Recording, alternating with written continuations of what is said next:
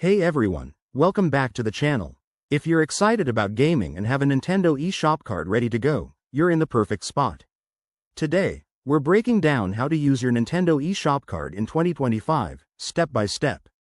Whether you're a seasoned gamer or just starting out, this guide will make things super easy and straightforward.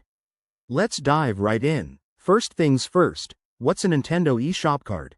It's essentially a gift card that lets you add funds to your Nintendo account, so you can buy games, downloadable content, or even subscriptions like Nintendo Switch Online.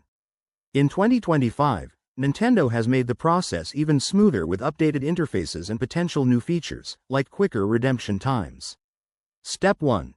Ensure your Nintendo Switch is fully updated. Head to the system settings on your console and check for any software updates. This is crucial for 2025 enhancements. Step 2. From your Switch home screen, launch the Nintendo eShop. It's that familiar icon that opens up a world of digital goodies. Step 3. Once you're in the eShop, navigate to the Redeem Code section. In 2025, this might be more prominent or integrated with a new menu for faster access. Step 4. Carefully enter the 16-digit code from the back of your card.